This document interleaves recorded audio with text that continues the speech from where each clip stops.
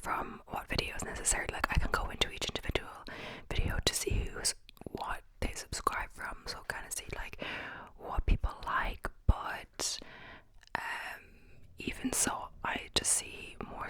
Like I just woke up this morning, I have 3 new subscribers, and I'm like, wow, thank you so much, guys, and some comments as well, and that's really helpful.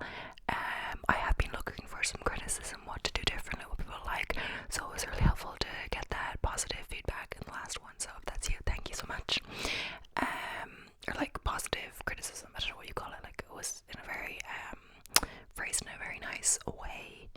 But yeah, so I'll try to keep that on board in this one. But yeah, thank you so much for watching so far. I hope you continue to do so. I've always liked watching ASMR, so it's interesting to have my own channel myself. I have a lot of videos planned, but most of them revolve around like whispering. As you can probably tell, most of my videos are that so far.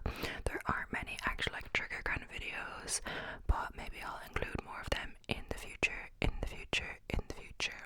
So I have a good few videos planned and just ideas and stuff like that. So, but this one is a new one for me. I've seen them all over the ASMR community, and I wasn't sure whether to do one or not. I think I'll just do this one and see how it goes. But yeah, so it's a true crime ASMR on the Zodiac killer. So I've seen a lot of true crime ASMR. I wasn't sure. Like I do watch them. I'm not sure if I necessarily find them relaxing, because like it's quite creepy if you're lying in your bed and you're hearing someone whisper about like someone murdering someone, and especially they're not being caught and all this. Like serial killers, it's not relaxing. It shouldn't be glorified or used to make someone popular, like on YouTube or whatever else. But I think in the case of bringing awareness to these cases, well, this is a popular case anyway, but bringing awareness to maybe like smaller cases, like one person who does true crime ASMR is Soft ASMR, and she does some lesser known cases as well as big ones. I think she did Madeline McCann as well and stuff like that, like the really big name ones. But all cases matter, just because more effort was put into searching for one person over the other doesn't mean the other cases don't matter, and they're not important. Every human life is important, of course. I don't want to get into is it killers? I'm getting into like very moral grounds here, like, every human life is important, but what if they killed people, so we're not going to answer that question. I meant the victims. But yeah, it's a tricky subject, and yeah, so my reason for doing it is to shed light on, like, to like bring awareness to these cases, to honor the victims, and just to bring awareness bad things can happen to good people, through no fault of their own, just being in the wrong place at the wrong time. So yeah, if true crime ASMR about serial killers and murderers and stuff like that isn't for you, click off this video, please. Don't want you triggering yourself. But yeah, thank you so much. I think that was enough of a disclaimer. Also, I'll be reading from my notes, most of my notes. I just noticed I repeated myself there. Sorry. But my notes, I'll try to not do it from my notes, but there's quite a lot of them, and it's not like I didn't really like practice knowing it really well, because I've already spent like 2.5 hours, I think, at least researching this. Like I split it up. But yeah, so we'll see how this goes, and if I'll do any more in the future. I'm not sure about doing true crime ASMR. Also, it requires a lot more research than the other reading videos I've been doing, like reading stuff from the internet that I just read it directly. And this one I'm trying to paint more of a picture, research first and all that. But yeah, so my notes or my research is mainly coming from Wikipedia and some other websites as well. There's also a movie on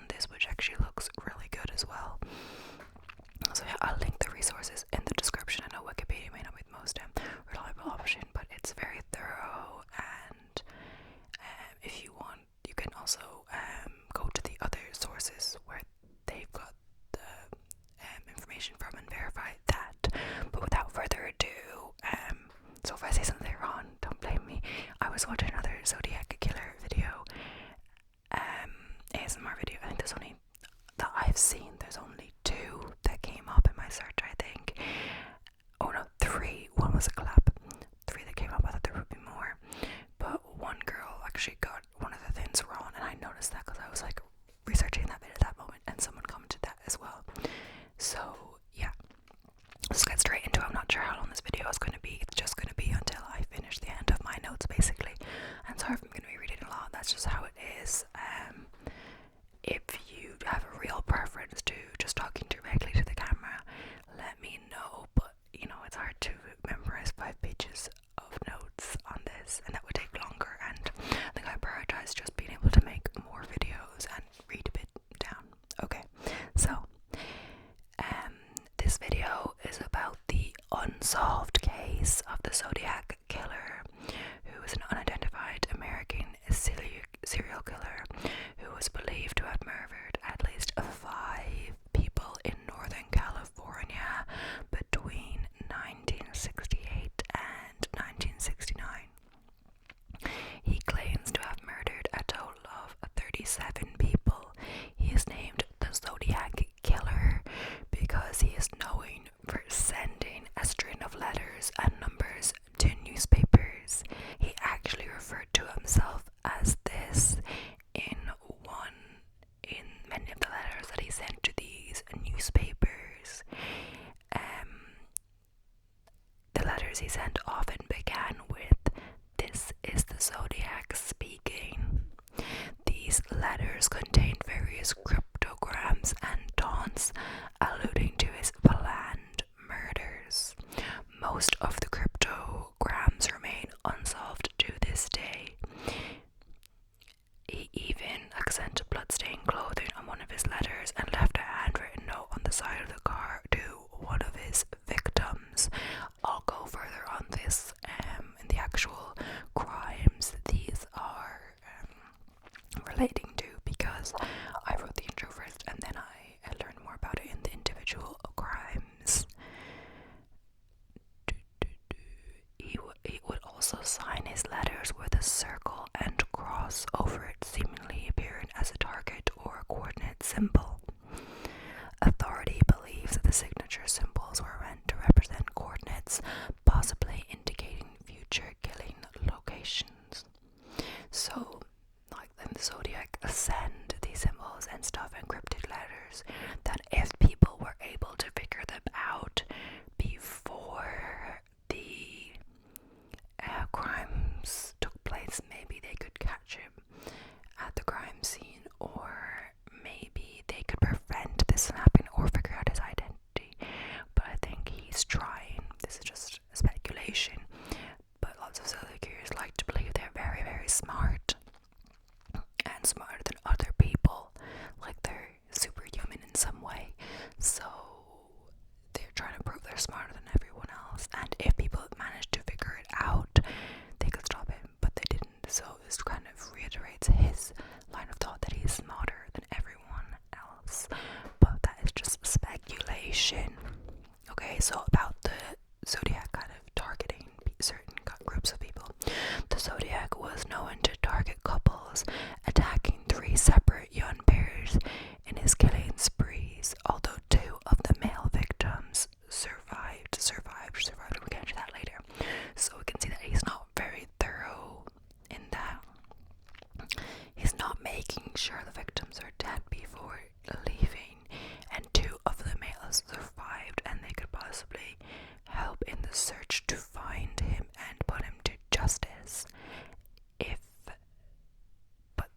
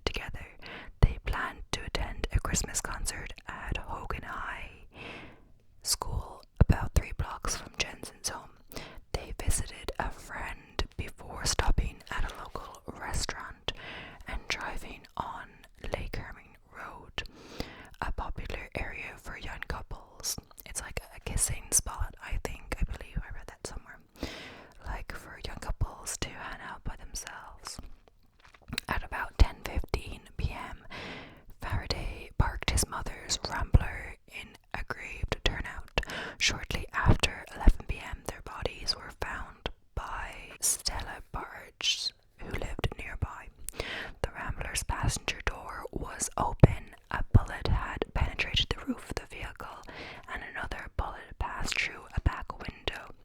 David's body was found on the ground near the back wheel on the passenger side. One bullet had penetrated his skull from behind the left ear and entered his brain. Betty Lou's body was found further away from the station wagon, an indication that she tried to run away, but the killer shot her 5 times in the right side of her back. Betty died before police arrived, but David was still breathing when police arrived. He was unresponsive and died before reaching the hospital. Police investigated a boy, so this is like a possible suspect. Police investigated a boy who argued with David over his relationship with Betty, as he also liked Betty, but investigators learned the boy had an alibi. By the end of the summer, many observers wondered if the mystery would ever be solved, yet they had no idea that the nightmare had only begun, because the Zodiac killer didn't stop there. He went on to murder 3 more people. Confirmed. I'm just going to take a drink of my iced coffee first before moving on. There's still a good bit to go. I think my intro was quite long, so yeah. So the second murder occasion, or whatever, Blue Rock Springs murder.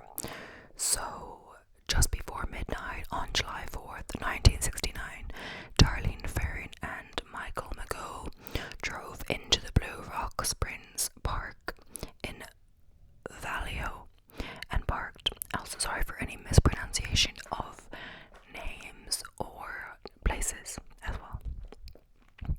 Also, at the other videos I've watched, it seemed like the person was more familiar with the area.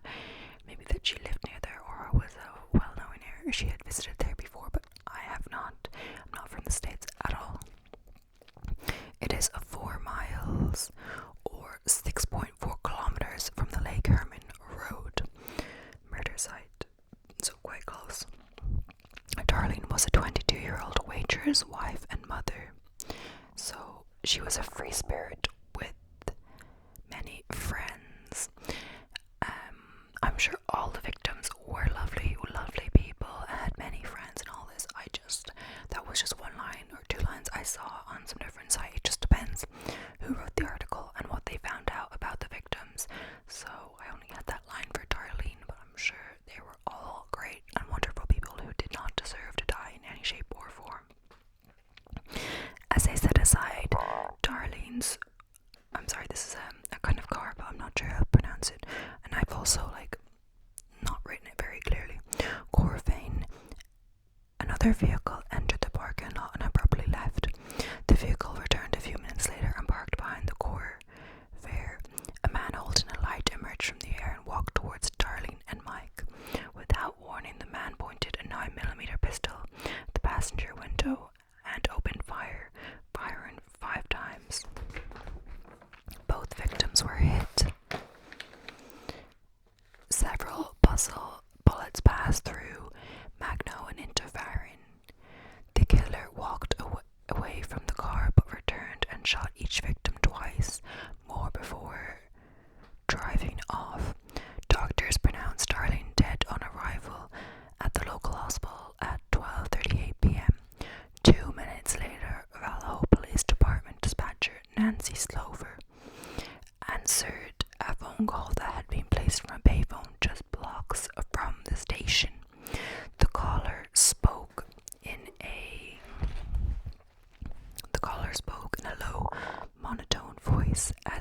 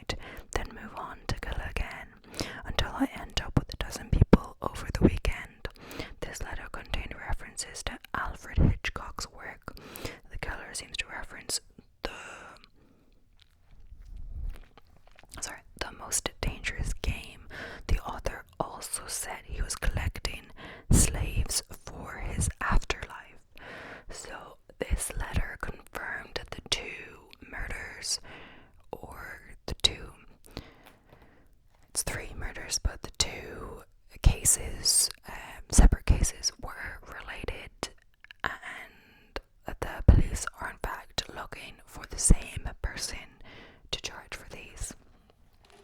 And yeah, so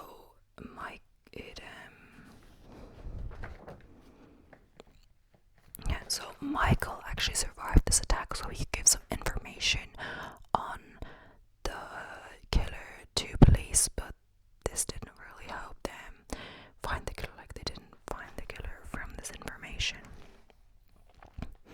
Lake Beressa murder. So on September 27th, 1969, Pacific Union College students Brian Hartnell and Cecilia Shepard were picnicking at Lake Beressa on a small island connected by a sand spit to Twin Oak Ridge.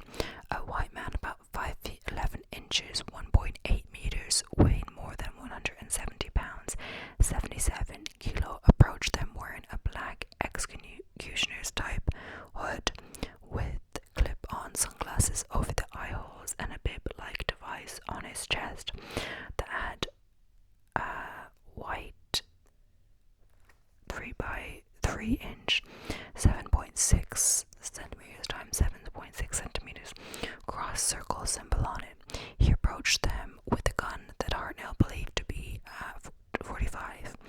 The hooded man claimed to be an escaped convict from jail with a 2-word name in either Colorado or Montana, where he had killed a guard and subsequently stolen a car. He said that he needed this car and money to travel to Mexico because the stolen vehicle was too hot. The killer had brought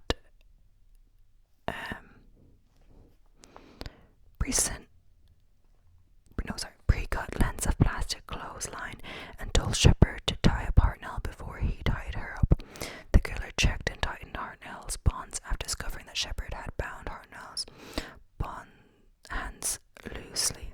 Hartnell initially believed this event to be a bizarre robbery, but the man drew a knife and stabbed them both.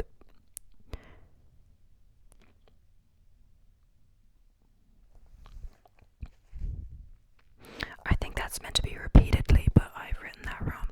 Hartnell suffered 6 and Shepard 10 wounds in the process.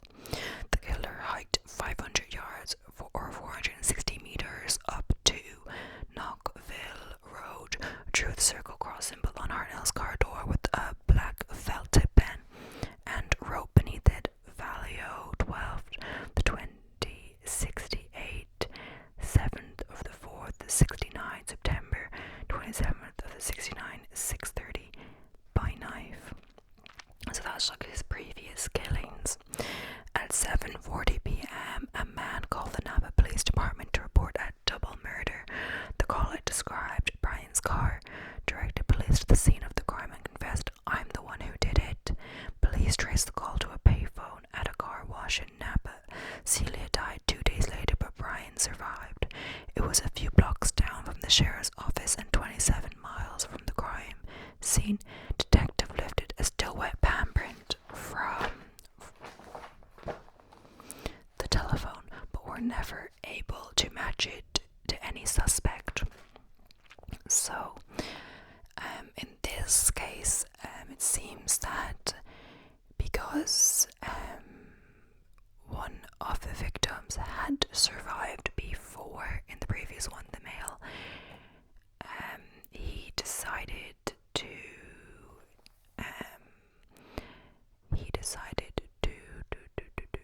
wear a mask just in case, and I guess it's kind of good. Well, not good, but for him it's good he did, because he left another person alive.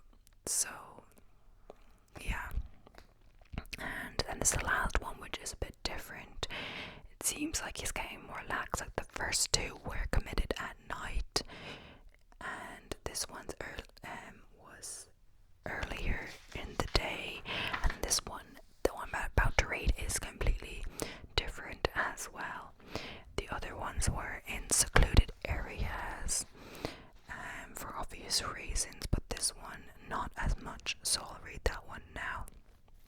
So, Presidio Heights murder. 2 weeks later, on October 11th, 1969,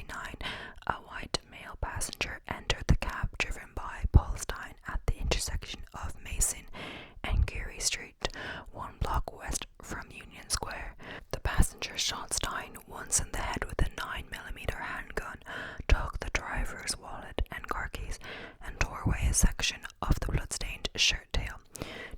Three teenagers across the street observed the crime as it was happening and phoned the police. They observed a man wiping the cab down before walking away towards Presidio, 1 block to the north.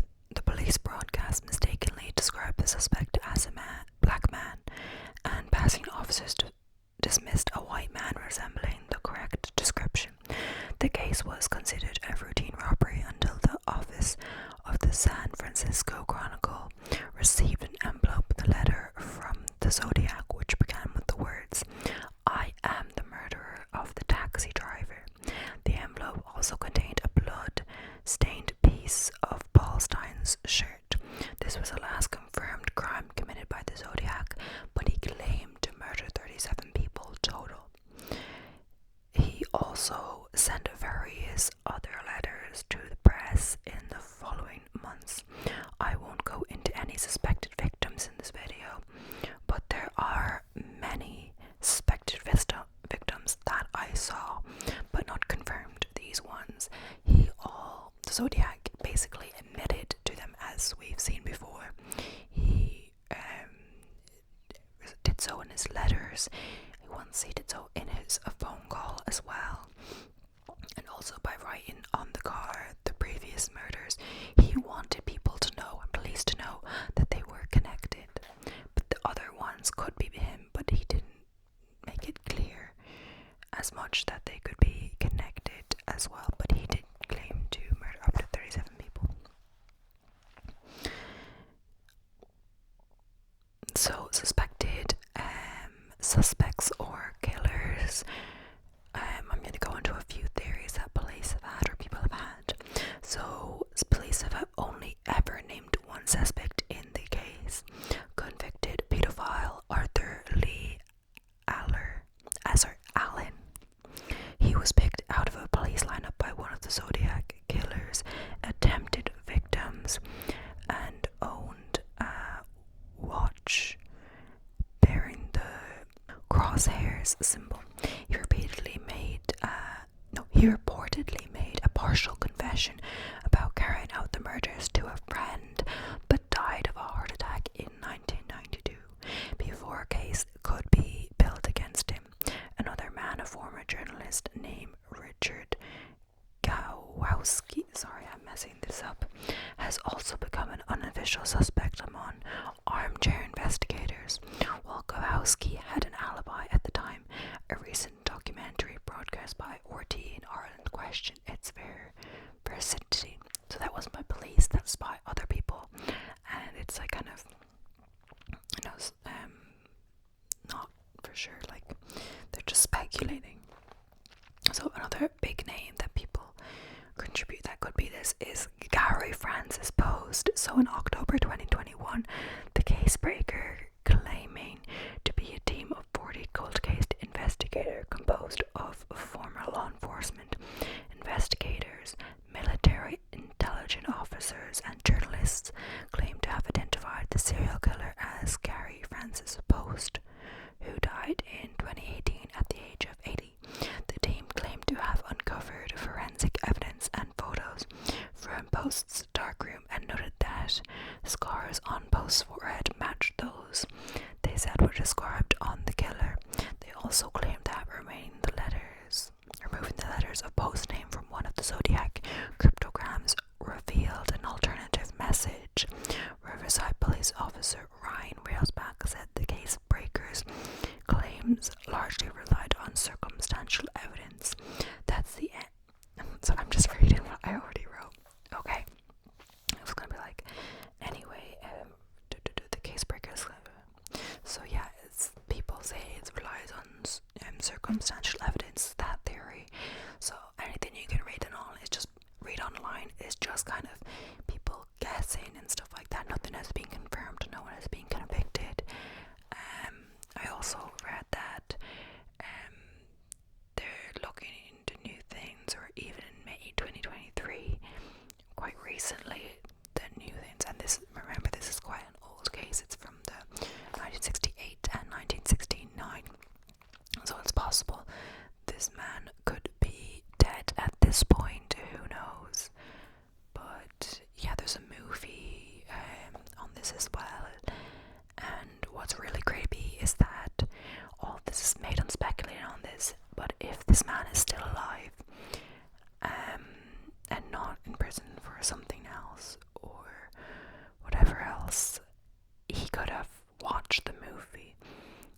have read all these articles about himself, and no one has got him. So yeah, this is going to be the end of today's video. There's more information online about potential victims and suspects of the Zodiac killer, but that is all I will be talking about for today.